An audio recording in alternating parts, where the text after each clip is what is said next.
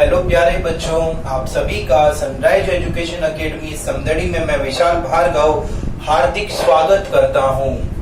तो हम बात कर रहे थे कक्षा 12वीं के दूसरे चैप्टर विद्युत फ्लक्स के बारे में, और विद्युत फ्लक्स के बारे में हमें यथार्थ जानकारी गाउस ने दी। उस गाउस ने जो फॉर्मूला बताया था फाई बराबर Q अपॉन एप्सिलॉन नॉट होता है, तो इस फॉर्मूले पे आधारित हमने एक अनुप्रयोग किया था पिछली वाली कक्षा में। अनंत रेखीय आवेशित तार के कारण विद्युत क्षेत्र की तीव्रता। और अब हम अगला अनुप्रयोग करने वाले हैं जिसका नाम है बेटा अनंत समरूप आवेशित अचालक प्लेट के कारण विद्युत क्षेत्र की तीव्रता। प्लेट नहीं, परत के कारण विद्युत क्षेत्र की तीव्रता। परत मतलब सीट। सीट कैसी होती है बेटा? अचालक है। अचालक का मतलब चालक और अचालक, कंडक्टिंग नॉन कंडक्टिंग में आप डिफरेंस समझते हैं ना, तो ठीक है। चालक और अचालक में थोड़ा ध्यान रखना क्या होता है। तो हम बात करते हैं सीट के बारे में, प्लेट के बारे में बात नहीं कर रहा हूं। सीट को हिंदी में बोलते हैं परत। तो टॉपिक हमारा क्या हो गया? दूसरा अनुप्रयोग है अनंत समरूप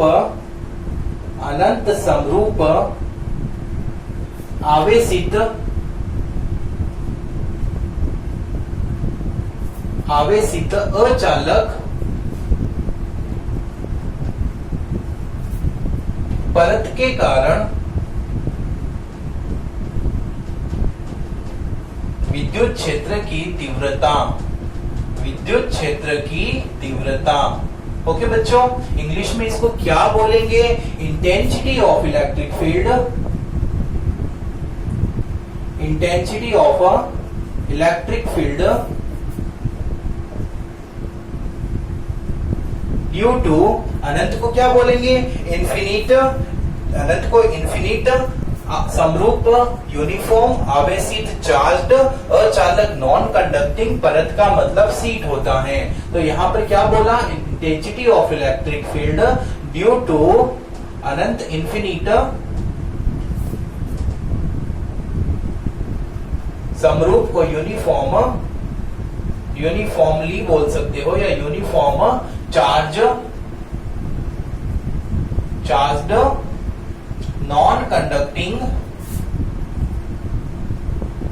नॉन कंडक्टिंग सीट।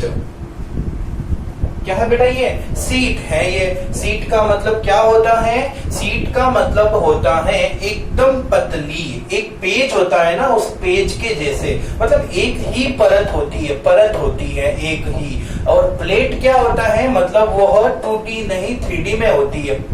परत का मतलब आप देख सकते हैं, एक खाली कॉपी का पेज है, वह परत है, सीट है, और पूरी की पूरी वो कॉपी है, वो आपकी क्या हो जाएगी? प्लेट हो जाएगी। तो आप इसमें थोड़ा अंतर समझ में आना चाहिए आपको कि परत क्या होती है और पट्टिका क्या होती है, सीट क्या होती है और प्लेट क्या होती है। ये सीट के बारे में बता रहा है, और वो भी कौन सी सीट? Non conducting seat. अब बेटा कंडक्टिंग और नॉन कंडक्टर क्या होता है? चालक अचालक। चालक वह होता है, चालक में आवेश जो है वो गति कर सकते हैं, विद्युत धारा प्रवाहित हो सकती है, जबकि अचालक में आवेश गति नहीं कर सकते हैं, विद्युत धारा प्रवाहित नहीं होती है। दूसरा अंतर जो हमारे काम आएगा अगली कक्षा में मैं वापस बताऊंगा, लेकिन अभी और सुनिए। चालक जो होता है, यदि मैं उसको आवेश दूंगा तो वह आवेश उसके पृष्ठ पर ही आएगा, लेकिन जो अचालक है उसके ऊपर आवेश दूंगा तो वो आवेश उसके अंदर भी जाएगा। मतलब स्पष्ट में बोलूं तो एक चालक है, गोला है चालक, और एक गोला अचालक है।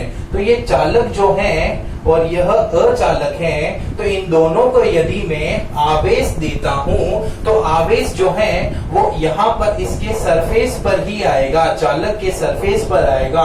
इसका मतलब पृष्ठीय आवेश वितरण होता है। इसमें हम सिग्मा को पढ़ेंगे। लेकिन अचालक की बात करें तो अचालक जो है इसके अंदर भी आवेश चला जाता है, मतलब यहाँ पर आयतन आवेश वितरण होगा। इसमें हम रो को पढ़ेंगे। तो चालक और अचालक में अंतर स्पष्ट हुआ आपके। चलिए अब हम आगे चलते हैं, ये बाद में काम आएगा, मैं जहां आएगा वहां पर भी बताऊंगा वापस। टॉपिक आ गया, समझा दिया। तो हमें परत देखनी है, परत सीट का बोल रहा है। सीट मतलब एक पेज के जैसा, प्लेट होती, पट्टिका होती मतलब कॉपी के जैसी, कॉपी में थिकनेस होती है ना, ठीक है बेटा। तो प्लेट अपन को यहाँ पर सीट बनानी है, तो मैंने ये 3D में सीट बना दी। 3D में क्या बनाई, सीट बनाई, और इसके ऊपर जो आवेश है वो पॉजिटिव है,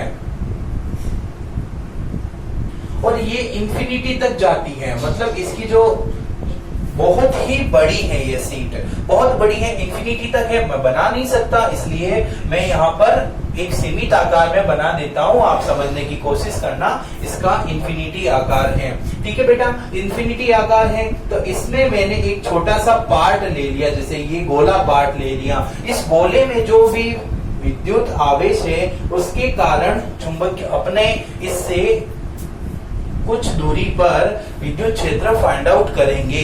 तो इस आवेश के इस सीट के कारण हमें देखना है विद्युत क्षेत्र कितना होगा, वो भी स्मॉल r दूरी पर। इस स्मॉल r दूरी पर हमें E फाइंड आउट करना है। तो उस E की डायरेक्शन बेटा किधर होगी, बाहर की तरफ ही होगी। अब ये जो सीट जो है वो ऐसे रखी हुई है, तो उधर जाएगा आवेश, तो पीछे नहीं जाएगा क्या, जी हाँ पीछे भी जाएगा। तो पीछे भी जाएगा, और स्मॉल r दूरी पर हमें विद्युत क्षेत्र फाइंड आउट करना है। ये विद्युत क्षेत्र की दिशा कुछ इस प्रकार से होती है। मतलब सीट की बात करता हूँ, परत की बात करता हूँ, तो दोनों तरफ विद्युत क्षेत्र विद्यमान है, प्रेजेंट है, ठीक है बेटा। तो यहाँ पर मुझे मतलब तो इस गोले वाले क्षेत्र से ही है। तो मैं यहाँ पर इस गोले को मुझे एक ऐसा गॉसियन पृष्ठ बनाना है कि ये गोले में इस सर्किल में जो भी उपस्थित आवेश है वो आ जाए। तो उसके लिए मैं इसी समान आकार का यहाँ पर एक सिलेंडर बना देता हूँ,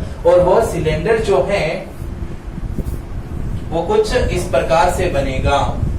तो यहाँ पर ये मैंने क्या बना दिया है, यहाँ पर ये गॉसियन पृष्ठ बना दिया है। ये क्या है बेटा, गॉसियन पृष्ठ है, ठीक है, ये गॉसियन पृष्ठ बना दिया मैंने यहाँ पर। और ये गॉसियन पृष्ठ कैसा है, बेलनाकार है, बेलनाकार गॉसियन पृष्ठ है, ठीक है। और इस क्षेत्र से ही हमें मतलब है इसके अंदर वाले जो आवेश है उससे। तो आप देख सकते हैं यहाँ पर जो आवेश वितरण हो रहा है वो कौन सा आवेश वितरण हो रहा है, पृष्ठीय आवेश वितरण। आप देखो इसमें लैंग्वेज लिखनी है, तो आप आराम से लैंग्वेज को फॉर्मेशन कर सकते हैं। क्या होगा लैंग्वेज का फॉर्मेशन, सपोज हम बोलता हूं मैं कि एक सीट पर मैंने एक क्षेत्र लिया, उस क्षेत्र से r दूरी पर हमें विद्युत क्षेत्र की तीव्रता ज्ञात करनी है।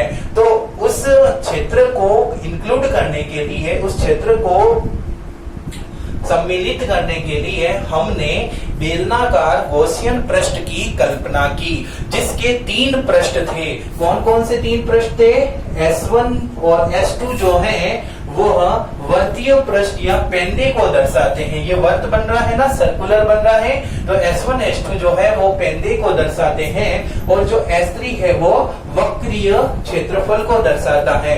S3 shows the curved surface area। तो English medium we have to find the value of electric field which is distanced by small r from a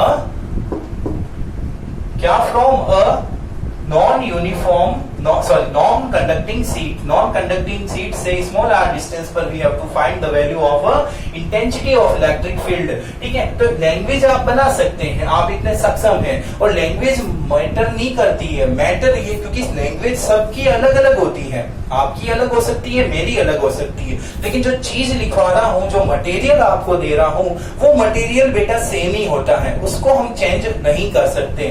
तो आई होप मेरे प्यारे बच्चे हैं, आप लोग इंटेलिजेंट हैं, तो लैंग्वेज लिख देंगे, मैं आपको डायरेक्ट मटेरियल बताता हूं। तो पृष्ठीय आवेश घनत्व, जिसको इंग्लिश में क्या बोलते हैं,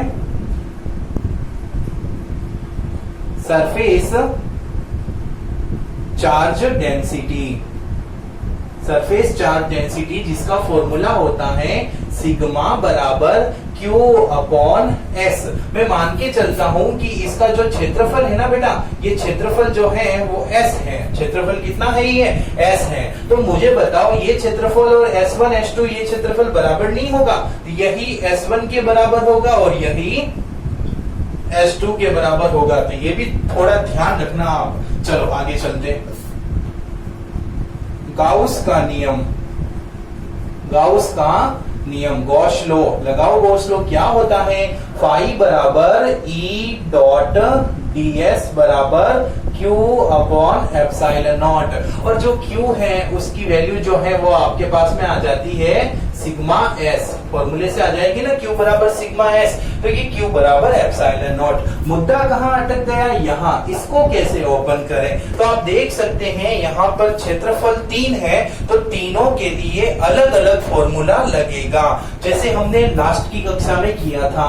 तो यहाँ पर फॉर्मूला क्या लगेगा? E डॉट ds S1 के लिए plus E dot ds S2 के लिए plus E dot ds S3 के लिए। इन तीनों के लिए अलग अलग फॉर्मूला लग गया और Q अपॉन एप्सिलॉन नॉट बराबर में आ गया।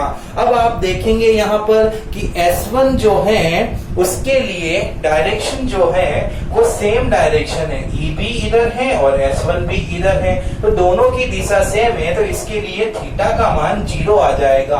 उसी प्रकार यहाँ देखेंगे E की डायरेक्शन इधर है और S2 की डायरेक्शन इधर है, तो इसके लिए भी थीटा का मान 0 आ जाएगा। लेकिन आप देखेंगे S3 की डायरेक्शन ऊपर की ओर है। अगर यहाँ पॉइंट होता तो नीचे की ओर होता, इधर होता तो आप की ओर होता, पीछे होता तो दूर होता।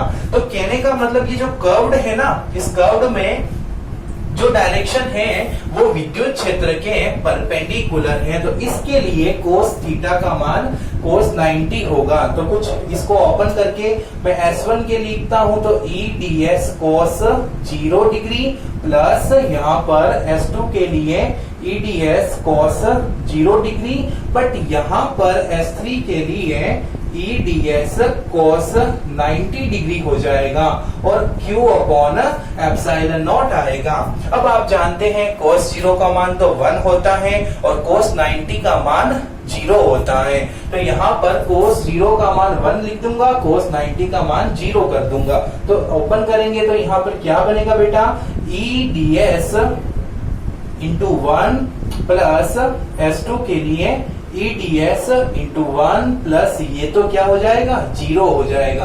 क्यों 0 होगा? क्योंकि कोस 90 का मान जो होता है वह 0 होता है। चलिए अब अपन देखते हैं वैल्यू ऑफ E कांस्टेंट होती है, E का मान नियत होता है। तो इस केस में E को मैं बाहर ले सकता हूं और इस केस में भी मैं E को मैं बाहर ले सकता हूं। तो बाहर लेके लिखेंगे अपन लोग, तो यहाँ E को बाहर ले लिया और ये S1 ds और प्लस E को बाहर ले लिया, ये S2 ds और यहाँ पर बराबर में Q अपॉन एप्सिलॉन नॉट आ गया। अब आप देखो बेटा, ये जो ds इंटीग्रेशन S1 ds, इसका मतलब क्या हुआ?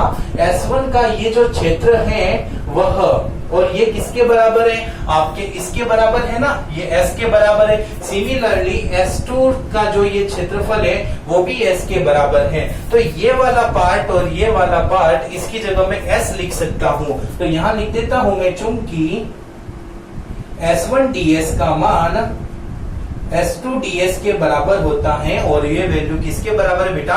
S के बराबर है। तो इन दोनों की जगह मैं SS लिख देता हूं। तो फाइनली मैं क्या लिखूंगा यहाँ पर?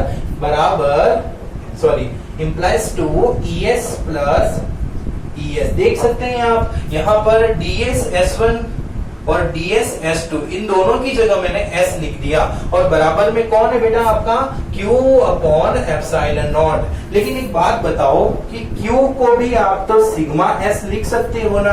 कहां से लिखा? ये रहा सिग्मा S। तो Q की जगह हमने क्या लिख दिया? सिग्मा S लिख दिया। चलो अब आगे चलते हैं। तो इन दोनों को जोड़ा तो यहाँ पर 2ES बराबर सिग्मा S, S से S कट गया तो E का फॉर्मूला आपके पास में क्या आ गया? सिग्मा अपॉन क्या आ गया बेटा?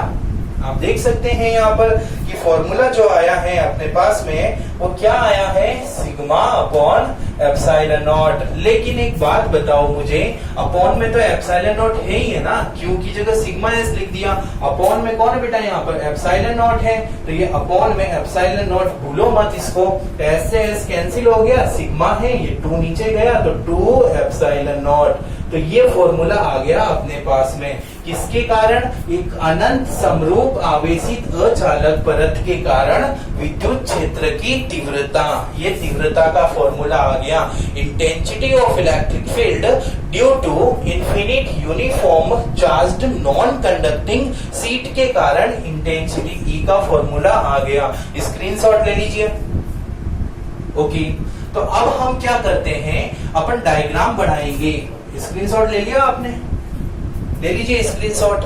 ठीक है बेटा, अब हम क्या करेंगे कि यहाँ पर अपन ग्राफ बनाते हैं। ग्राफ किस किस के बीच में बनाएंगे, वही कंसेप्ट आर के बीच में। क्या ये आर पे निर्भर करता है, नहीं करता है। तो यहाँ आर के लिए यदि मैं ग्राफ बनाता हूँ ई और आर के बीच में, तो ये ग्राफ आर पे निर्भर नहीं करता। आर के मान में वृद्धि होने पर भी ई के मान में कोई फर्क नहीं पड़ेगा, ई तो बेचारा कांस्टेंट रहेगा। तो ई तो बेचारा कांस्टेंट रहेगा और ये वैल्यू जो है वो किसके बराबर होगी, सिग्मा अपॉन 2 एप्सिलॉन नॉट के बराबर होगी, सिग्मा अपॉन 2 एप्सिलॉन नॉट। यदि मैं ग्राफ पूछूं आपको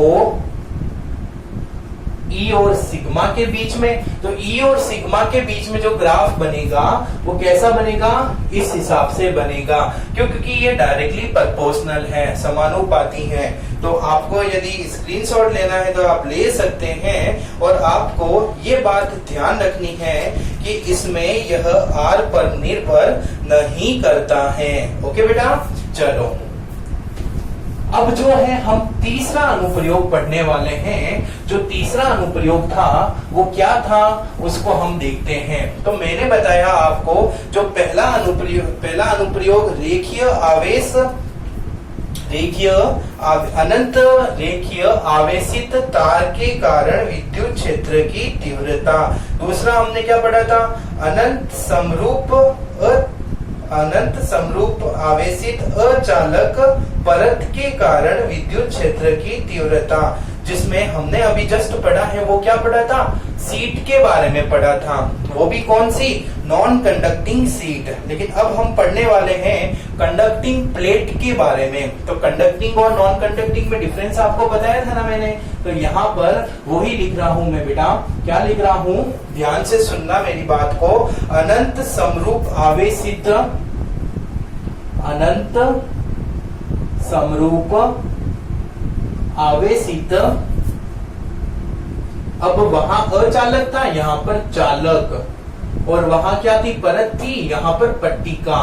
तो पट्टिका के कारण विद्युत क्षेत्र की तीव्रता, विद्युत क्षेत्र की तीव्रता। ओके बेटा, क्या लिखा आपने इंग्लिश में, इंग्लिश मीडियम वाले क्या लिखोगे आप लोग, intensity of electric field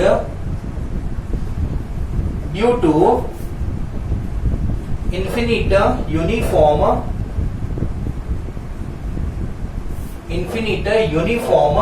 charged conducting plate. Charge conducting plate के कारण यहाँ पर इलेक्ट्रिक फील्ड इंटेंसिटी फाइंड करनी है। चलो प्लेट बनाते हैं। तो मैंने बताया था आपको, सीट का मतलब होता है एक पेज जो होता है वह, लेकिन प्लेट जो होगी वह एक कॉपी के बराबर होगी। तो 3D बनाना पड़ेगा डायग्राम, तो यहाँ पर 3D डायग्राम बनाऊंगा। तो कुछ आपको ऐसे अब बनाना पड़ेगा। डायग्राम बनाना आपको आता है 3D?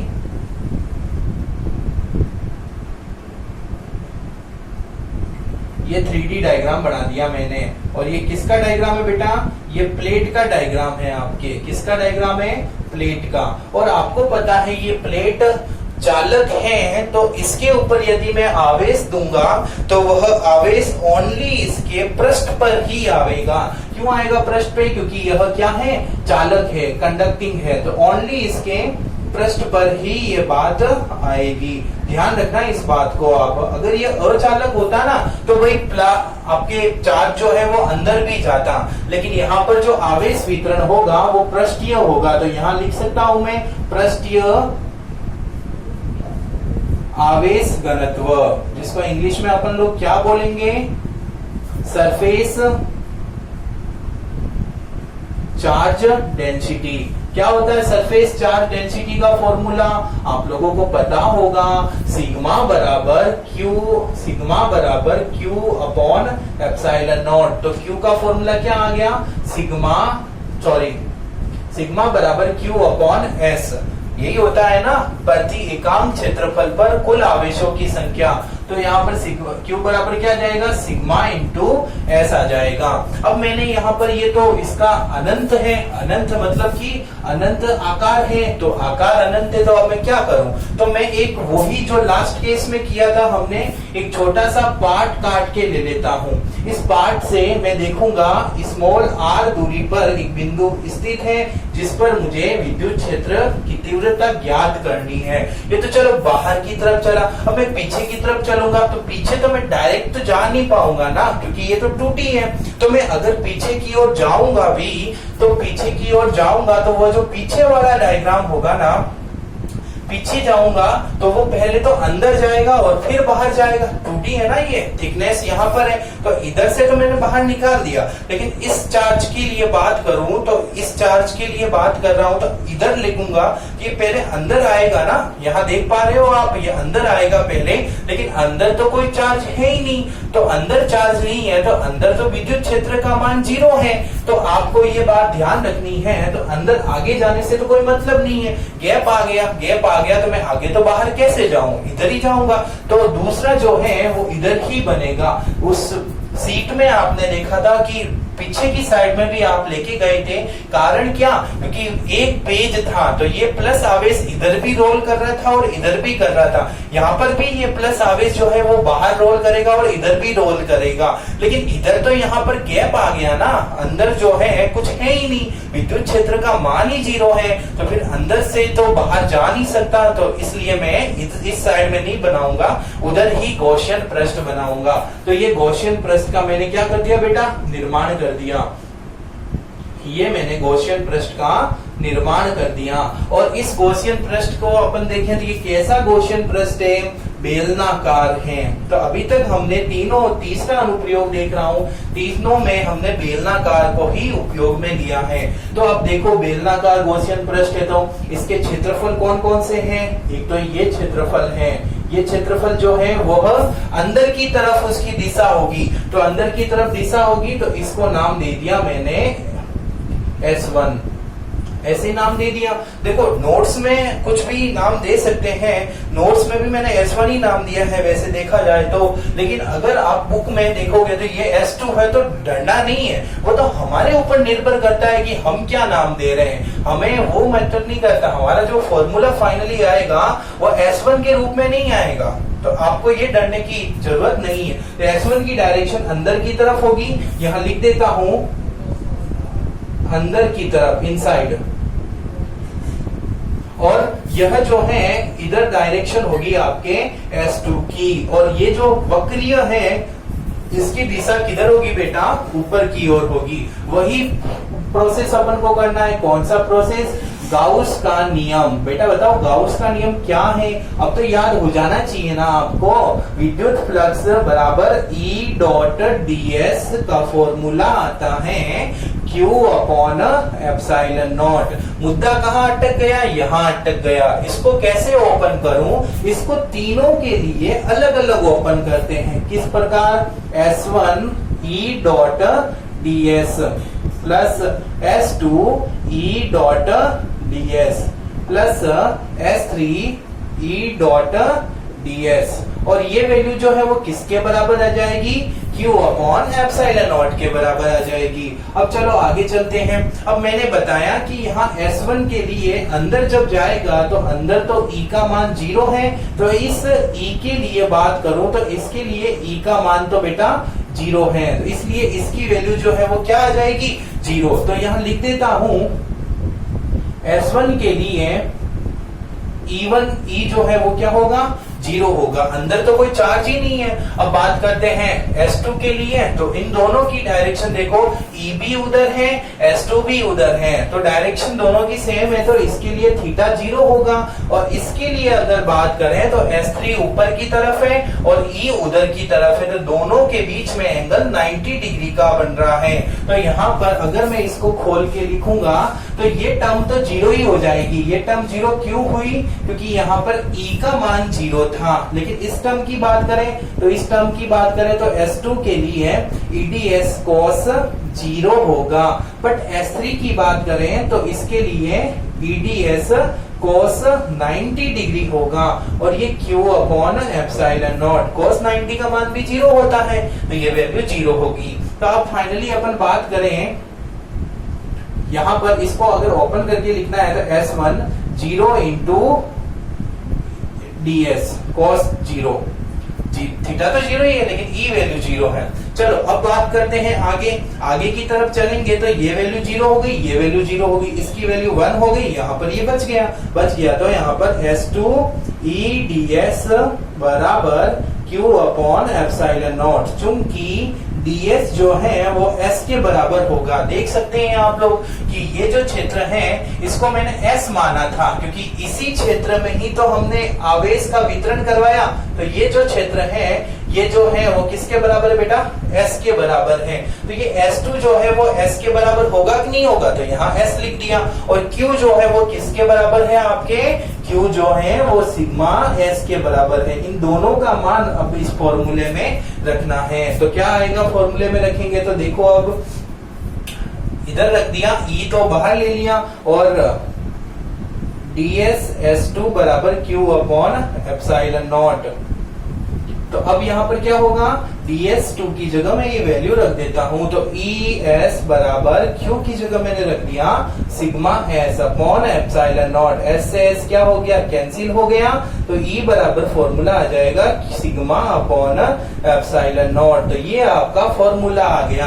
आप देख सकते हैं लास्ट वाले एग्जाम्पल में आपने देखा था कि सीट के कारण जो विद्युत क्षेत्र की तीव्रता आई थी उसके लिए फॉर्मूला E बराबर सिग्मा अपॉन 2 एप्सिलॉन नॉट था, और यहाँ पर सिग्मा अपॉन एप्सिलॉन नॉट है। तो ये ध्यान रखना बेटा, सीट में तो हाफ होता है, इसमें पूरा होता है। तो स्क्रीनशॉट लेना है तो ले लीजिए। ओके, तो साफ कर देता हूं मैं अब, और मुझे अब बताओ कि भैया फॉर्मूला जो है आपके आया E बराबर सिग्मा अपॉन एप्सिलॉन नॉट। तो इसके लिए जो फॉर्मूला आया, तो बताओ मुझे E और R के बीच में ग्राफ तो क्या बनेगा, और एक E और सिग्मा के बीच में ग्राफ क्या बनेगा। अब आप बच्चे तो इंटेलिजेंट है, तो आप बता सकते हैं कि आराम से इन दोनों के बीच में ग्राफ क्या बनेगा।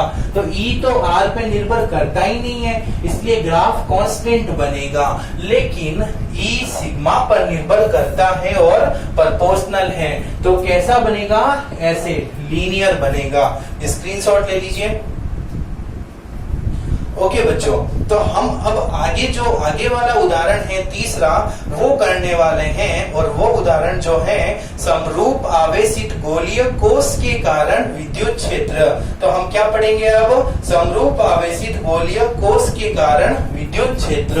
चलो, तो चौथा जो अनुप्रयोग है उसको मैं आपको बताने वाला हूं। तो आपको समझ में तो आ रही है ना बातें, समझ में आ रही है तो मेरा एक काम कर लीजिएगा, कमेंट बॉक्स में आप एक थम्स अप निशान लगा देना, तब मुझे फील होगा कि हाँ बात आपको समझ में आ रही है। ओके बेटा, ठीक है। चौथा पॉइंट जो है वो क्या लिखवाने वाला हूं मैं आप लोगों को, तो चौथा पॉइंट जो है वो ये है, electric field intensity due to uniformly charged sphere cell.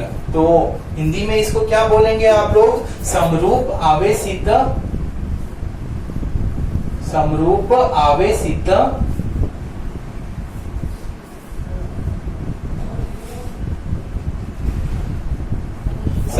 आवेशित गोलीय कोश के कारण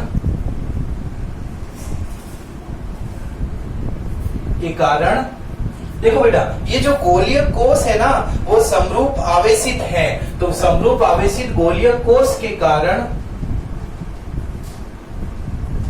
विद्युत क्षेत्र की तीव्रता। अब आपको ये टेंशन लेने की जरूरत नहीं है कि सर ये जो गोलीय कोष है वो चालक है या अचालक है, तो दोनों में से ये कोई भी हो सकती है, आपको डरने की जरूरत नहीं है। इंग्लिश में लिखूंगा इंटेंसिटी ऑफ इलेक्ट्रिक फील्ड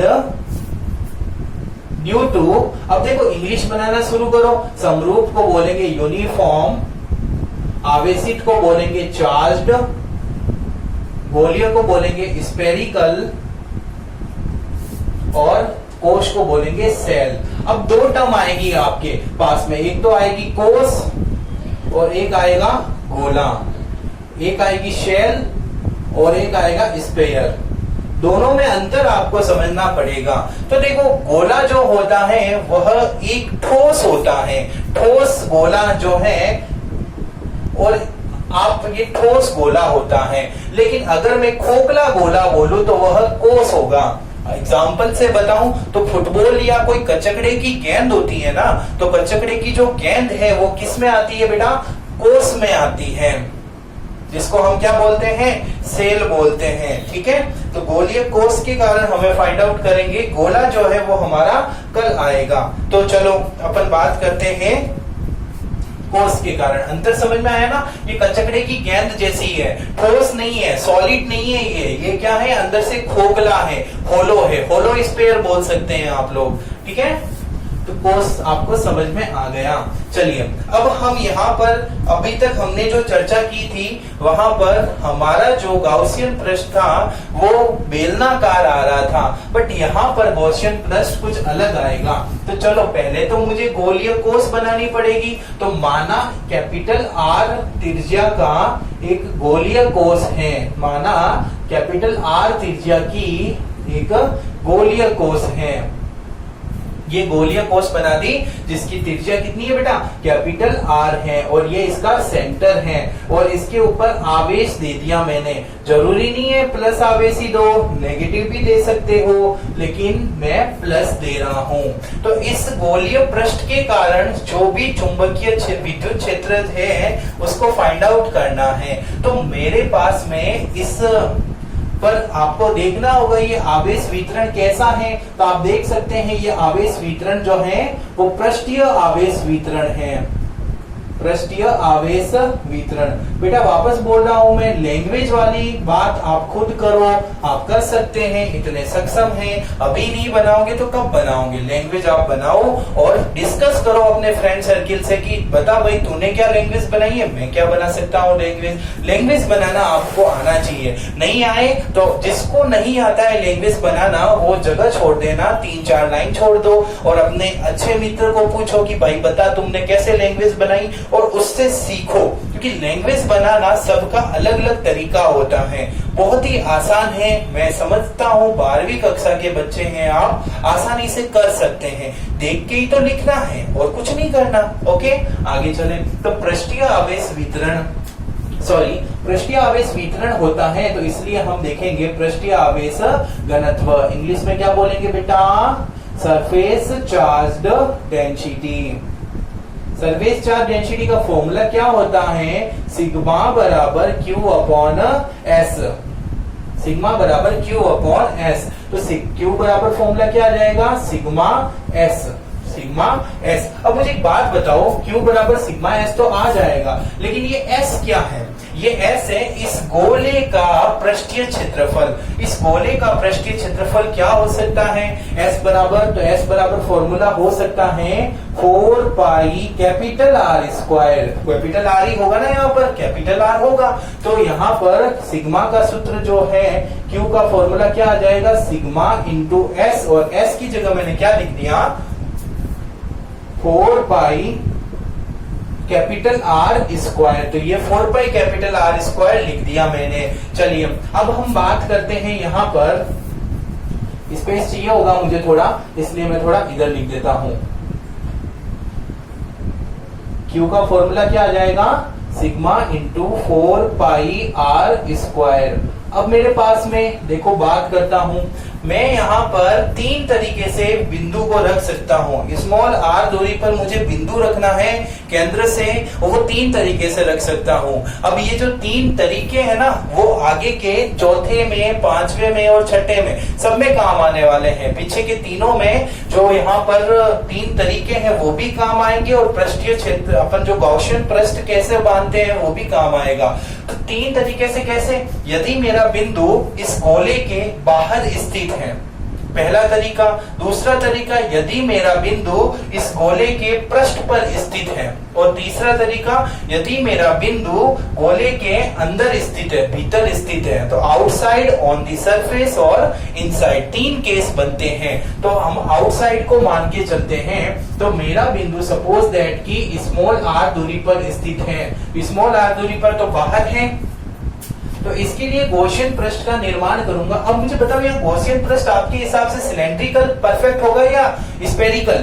तो आप कहेंगे सर बेलनाकार तो नहीं होगा, यहाँ गोलाकार जरूर होगा। तो यह जो गोलीय पृष्ठ है तो इसका स्फेरिकल गॉसियन पृष्ठ बनेगा। कैसा बनेगा बेटा? गोलाकार गॉसियन पृष्ठ बनेगा, स्फेरिकल गॉसियन पृष्ठ। तो फर्स्ट केस मेरा क्या है, यदि P बिंदु गोले के या फिर कोस के बाहर स्थित है, कोस बोल दो या फिर इसको खोखला गोला बोल दो, बात तो एक ही है ना। Point, if point P is placed outside the shell, ठीक है बेटा, आउटसाइड द शेल, बाहर स्थित है। बाहर स्थित है तो फिर इसके लिए फॉर्मूला क्या लगाएंगे? गाउस का नियम लगाएंगे। और गाउस का जो नियम है वो क्या कहता है हमको? ये कहता है कि फाई जो होगा E डॉट ds का मान होगा वो किसके बराबर होगा? Q अपॉन एप्सिलॉन नॉट के बराबर होगा। चलिए यहाँ पर E की जगह तो E हो गया, और ये जो ds है, अब ध्यान से सुनना, ये ds है, ये आपके गॉसियन पृष्ठ का क्षेत्रफल बताता है। तो गॉसियन पृष्ठ का क्षेत्रफल जो है आप देख सकते हैं बाहर की तरफ होगा, और इस प्लस आवेश के कारण E भी बाहर की तरफ होगा। तो E की डायरेक्शन भी बाहर है, ds की डायरेक्शन भी बाहर है, तो दोनों के बीच में एंगल जो बनेगा वो 0 डिग्री बनेगा। तो इसको ओपन कर देता हूं मैं, EDS cos 0 डिग्री बराबर Q upon epsilon not. E को जो कांस्टेंट है बाहर ले लिया, E बेचारा बाहर आ गया, यहाँ पर ds है, और cos 0 का मान तो 1 होता है, तो Q अपॉन एप्सिलॉन नॉट हो गया। तो ds की जो वैल्यू है, ये ds जो है वो यहाँ लिखने वाला हूं मैं। ds जो है वो लिख रहा हूं गोलाकार गॉसियन पृष्ठ का क्षेत्रफल। इंग्लिश में क्या लिखेंगे बेटा? Area of spherical Gaussian surface. GS का मतलब क्या हो गया? Gaussian surface. उसका फॉर्मूला क्या होगा? अब गॉसियन सरफेस तो ये है ना पूरी, और इसकी जो एरिया फाइंड आउट करेंगे स्मॉल r के हिसाब से 4 पाई r स्क्वायर, और r कौन सा? स्मॉल वाला, तो 4 पाई स्मॉल r स्क्वायर। ये वैल्यू मैं यहाँ पुट कर देता हूँ। और एक और बात बताओ, Q बराबर फॉर्मूला क्या था अपने पास में? Sigma into 4 pi capital R square. तो फॉर्मूला क्या बन गया बेटा अपने पास में? फॉर्मूला बन गया है, देखो आपको दिख तो रहा है ना। तो E बराबर E मल्टीप्लीकेशन ds की जगह में क्या लिख देता हूँ? 4 पाई स्मॉल r स्क्वायर बराबर Q की जगह में क्या लिखता हूँ? Sigma into 4 pi capital R square upon में एप्सिलॉन नॉट। ये 4 पाई से 4 पाई क्या हो गया? कैंसिल हो गया। तो E के लिए मेरे पास में कुछ फॉर्मूला आ गया, और वो फॉर्मूला क्या आ गया? देखो स्मॉल r स्क्वायर को नीचे भेजो, तो E के लिए सूत्र जो है वो मेरे पास में कुछ ऐसा आ जाएगा। तो E बराबर sigma r square upon epsilon not small r square. और यह जो E है वो बाहर की तरफ है ना, इसलिए मैंने यहां लिख दिया E आउटसाइड। E आउटसाइड का जो है वो अपने पास में ये आ गया। ठीक है बेटा, दूसरा केस ये आपके पास में आ गया। ई आउटसाइड का फॉर्मूला क्या आया, sigma r square upon epsilon not small r square. इतनी चीज आपको समझ में आई क्या? Very good. अब सेकेंड जो पोर्शन बनता है वो क्या बनता है, यदि P बिंदु गोले के पृष्ठ पर स्थित हो। इंग्लिश मीडियम वाले बच्चों, आप इंटेलिजेंट है तो बना सकते हैं। क्या बनाओगे, if a point P is placed on the surface of a, गोला नहीं बोलना मुझे, यहाँ पर कोस बोलना है। On if a point P is placed on the surface of a shell, यहाँ आउटसाइड था, यहाँ पर शेल पे निर्भर करता है। जब ये सेल के ऊपर है तो इस केस में यह गोला जो है वो यहाँ आ जाएगा ना, ये पॉइंट यहाँ पर था, बाहर था, अब ये यहाँ आ गया, यहाँ आ गया, तो ये जो स्मॉल आर जो है वो आपके कैपिटल आर के बराबर हो गया। तो इस वजह से मैं बोल सकता हूं कि स्मॉल आर का मान जो है वो कैपिटल आर के बराबर हो गया। तो यहाँ स्मॉल आर का मान कैपिटल आर के बराबर करूंगा तो ई सरफेस का फॉर्मूला आएगा। तो ई बराबर फॉर्मूला क्या आ जाएगा बेटा, ऊपर लिखा हुआ है sigma capital R square upon epsilon not capital R square. तो sigma capital R square upon epsilon not capital R square. देख सकते हैं आप, स्मॉल आर की जगह मैंने कैपिटल आर लिख दिया, कैंसिल हो गया। तो कैंसिल हो गया तो ई सरफेस का फॉर्मूला आ जाएगा अपने पास में,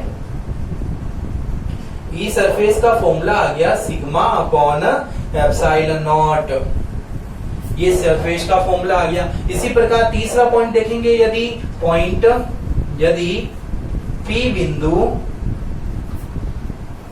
कोस के भीतर स्थित है, और मैंने बोला इंग्लिश मीडियम वाले बहुत ही अच्छे बच्चे हैं तो आप बना सकते हैं, if a point P is placed inside the shell, ये आउटसाइड ऑन द सरफेस, ये इनसाइड द सेल। अब आप देखो यहाँ पर कि यदि P बिंदु अंदर स्थित है तो मैं यहाँ पर अंदर सपोज दैट कि ये पॉइंट मान लेता हूँ, और यहाँ पर स्मॉल r दूरी पर यदि कोई P बिंदु स्थित है तो इसका गॉसियन पृष्ठ यही होगा ना, कुछ ऐसा, ये गॉसियन पृष्ठ होगा इसका, और ये गॉसियन पृष्ठ होगा। तो आप देखो इस गॉसियन पृष्ठ के अंदर कोई चार्ज है क्या, है ही नहीं। इस गॉसियन पृष्ठ के अंदर तो चार्ज नहीं है, बाहर है चार्ज।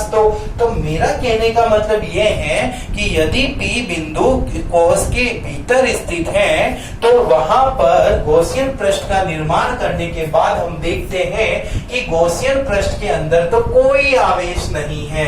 जब गॉसियन पृष्ठ के अंदर कोई आवेश नहीं है तो इसकी वैल्यू 0 होगी, तो E का मान भी 0 ही आएगा। तो मेरे पास में एक बात आ गई, E इनसाइड जो है वो क्या हो जाएगा बेटा, 0 हो जाएगा। क्यों होगा 0? क्योंकि यदि सपोज दैट कि स्मॉल r अंदर बिंदु P स्थित है तो स्मॉल r दूरी पर है, इस केस में हम देखेंगे गॉसियन पृष्ठ बनाएंगे, उस गॉसियन पृष्ठ के अंदर कोई भी आवेश उपस्थित नहीं है, इसलिए ये यहाँ विद्युत क्षेत्र का मान भी क्या होगा, 0। तो अंदर तो विद्युत क्षेत्र 0 ही होगा। तो ये हमने बना दिया, स्क्रीनशॉट ले लीजिए।